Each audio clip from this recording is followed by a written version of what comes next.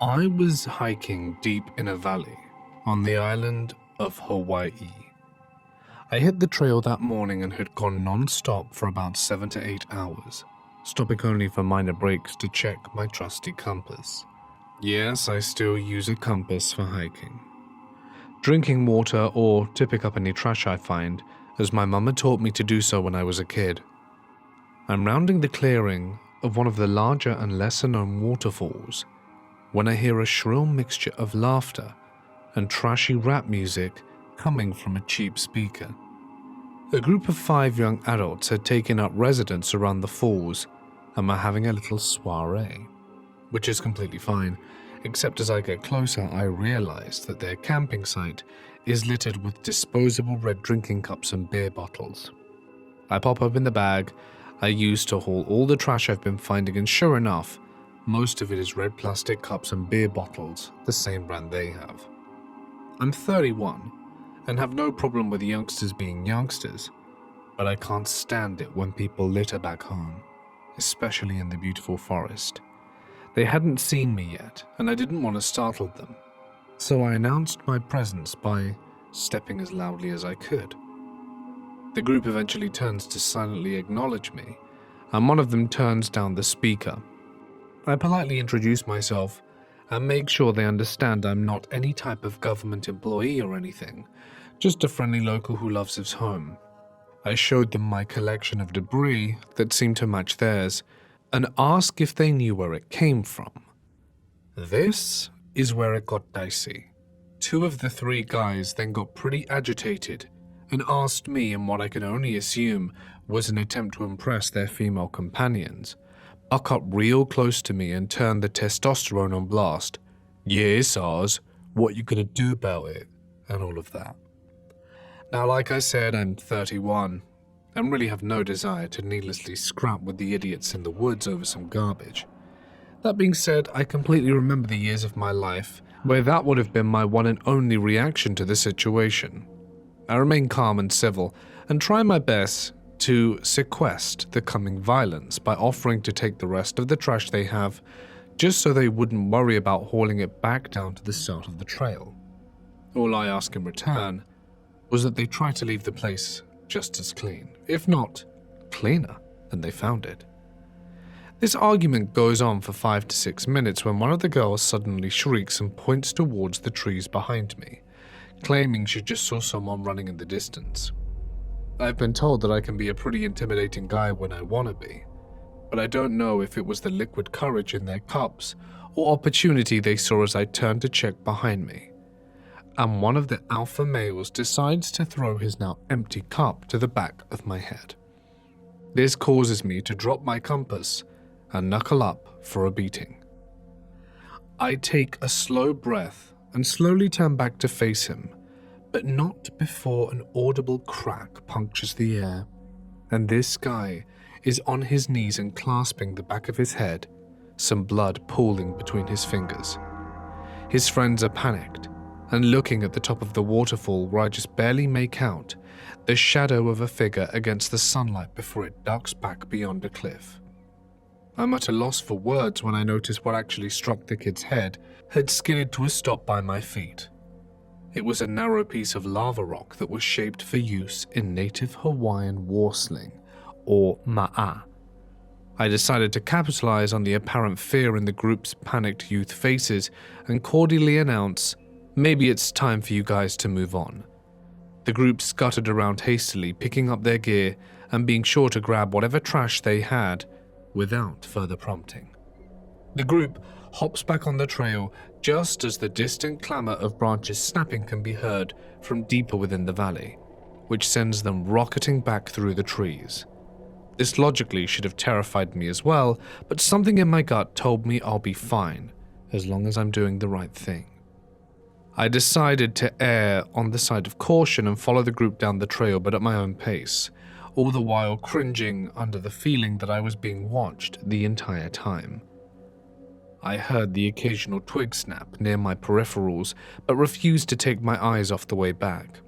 I eventually just get back to my truck just before dusk, when I stopped to realize I left my damn compass on the ground at the falls. As my back's facing the entrance of the trail, and I'm patting down my cargo pockets in hopes that I was wrong, my compass hits the ground between my legs from behind me and rolls a foot or two down the truck before stopping. I damn near crap myself, snatch the compass up, and yell back, "Thank you, sorry," hop in my truck, and piece the hell out of there. Who or whatever it was that followed me to the end of the trail definitely felt it was time for me to move on as well. I live near the Canadian border in central Washington state. More bears than people in my little valley. One afternoon I was walking up the hill near my house and saw, after passing a large tree about 20 feet away, a very large cougar. My estimate for size, probably very accurate. Weight 175 to 190 pounds, length from nose to tip of tail close to 9 feet. Thick, bulky, male, muscles on the back of his neck like a large pit bull or breeding bull.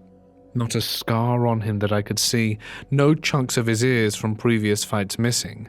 Hair, long, perfect. You could see the muscles rippling through the hair that were 1 to 1.5 to 2 inches. He was coming down the hill and had just stepped from behind a tree of his own.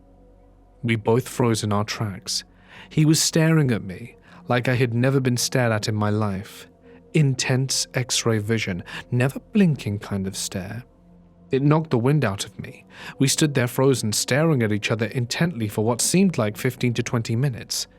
Neither of us moved. He was slightly higher on the hill looking down at me, maybe 1 or 2 feet taller than I was. He seemed to like that. Neither of us moved. I had a 9mm pistol in my shoulder holster, but I didn't pull it out. I could have very quickly, but probably not quick enough considering they can jump really far.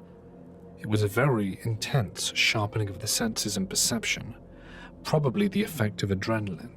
It was like time stood still, and I could count every hair on his face. After 15 minutes or so, to my great relief, he slowly blinked once, still staring. However, the spell had been broken. He took a deep breath and slowly and smoothly turned uphill and walked away at a pretty good clip, never looking back.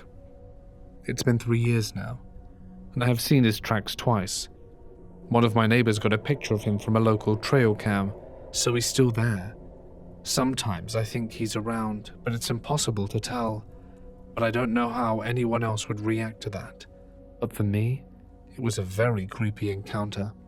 Because at the same time I realized how lucky I was to have that encounter. I love this place because he's there. The bears too. Had some encounters with them as well, but whatever you think and whatever you've heard, the male cougars in the wilderness are the apex predators in the northern woods. I've seen a whole lot of cougars in zoos.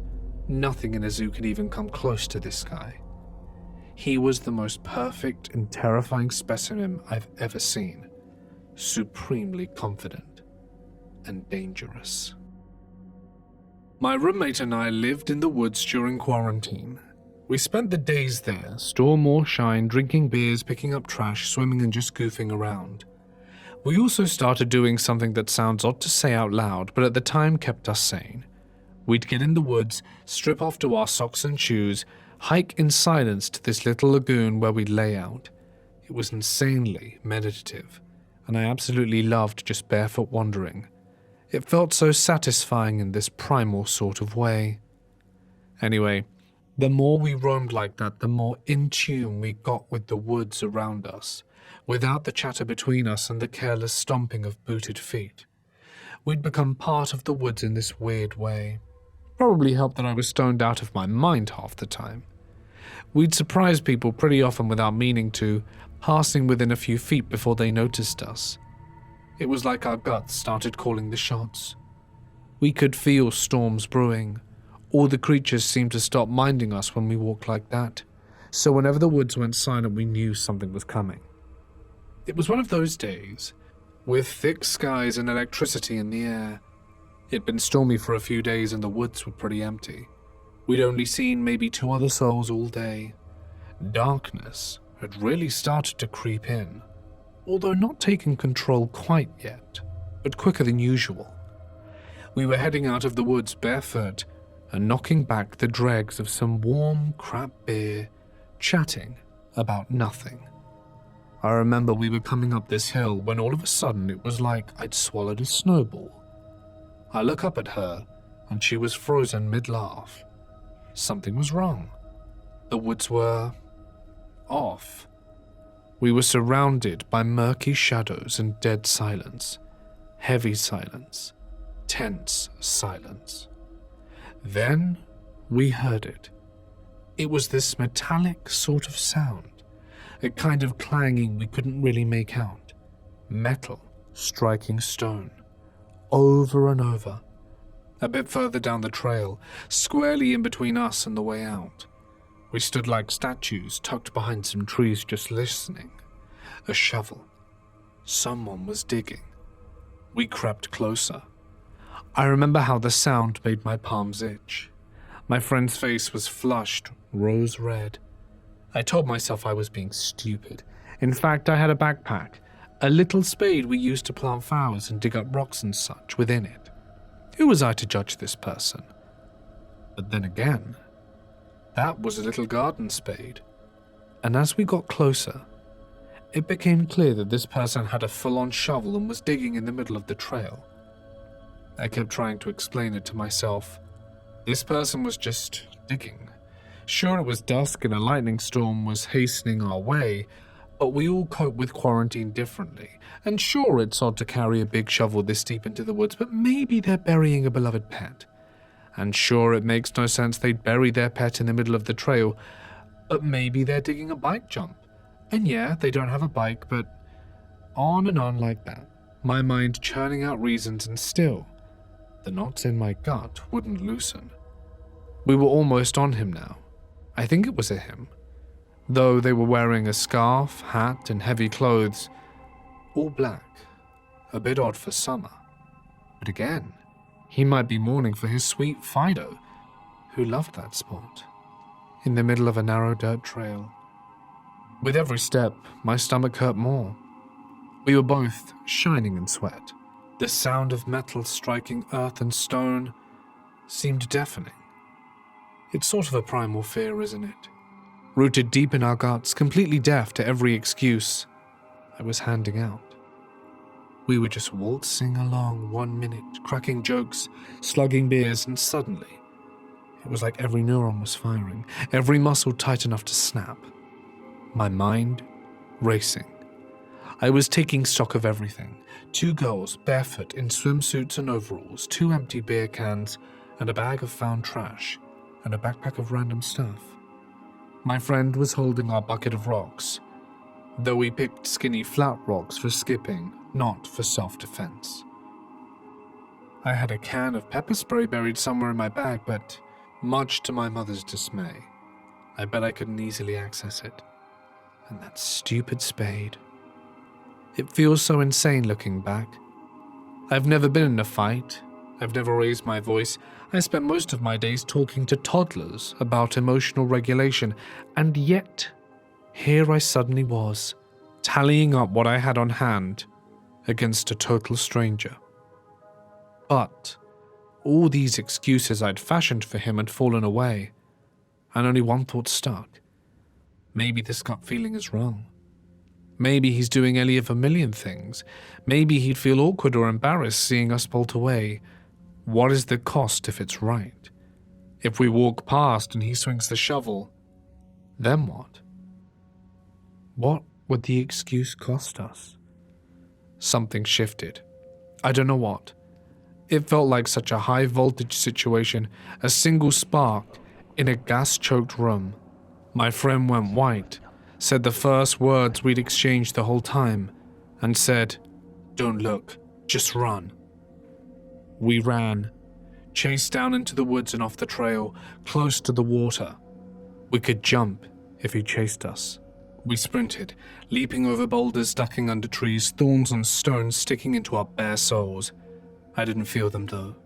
I didn't notice the blood on my feet till we broke out of the tree line. Later, we tried to piece it together, tried to understand what had happened. We were cucumber cool ordinary, and definitely felt a sense of invincibility sneaking around the woods. It wasn't until we were home safe, bandaging our feet, that we figured it out, as far as we ever would. The spark had been silence. He had stopped shoveling. And, safe at home, I admitted that I'd looked back just to glance for a split second. He had stopped shoveling and started walking towards us. This is my dad's story. My dad was always a pretty interesting person and has had a lot of paranormal things happen in his life. Here is my favorite story when from he was a kid. My dad grew up in the era of the late 60s. He was raised in a pretty rural part of Texas, about a 2 to 3 hour drive north of Houston. My grandpa was a big fan of hunting, and so was my dad.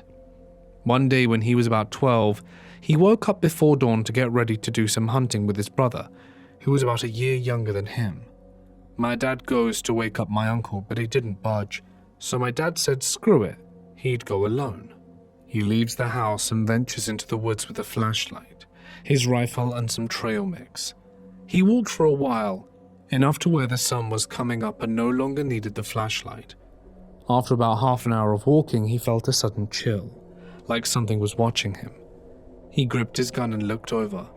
When he found nothing, he kept walking. Suddenly he heard a twig snap. Now here is where it starts to get creepy. My dad was standing still, waiting and listening. Then it started. He could hear someone laughing. It sounded far away, but the laugh chilled him to the bone.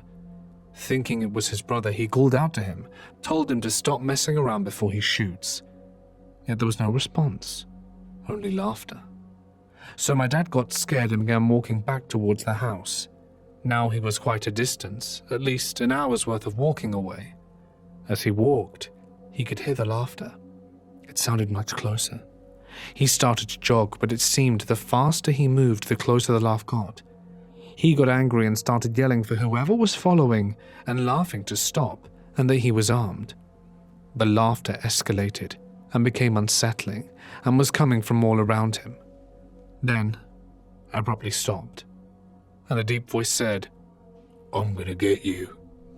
This scared the hell out of my dad, and he took off running, dropping his snack and flashlight. The hysterical laughter got aggressive and started back again so loud my dad dropped to his knees and covered his ears. He felt all this pressure around him and felt like the world was getting darker, like it was taking control. He summoned all his courage, pulled the trigger up to his rifle, and a single gunshot silenced the laughter. Whatever was chasing him was gone. He quickly gathered his stuff together and bolted, and did not stop running until he reached the porch of my grandparents' house. He told his dad what happened, and my grandpa told him to never go into the woods alone, that the woods hold more secrets than we know. My dad continued to go into the woods to hunt, but never alone. Even when he was an old man, he would go hunting in those same woods, but not without company.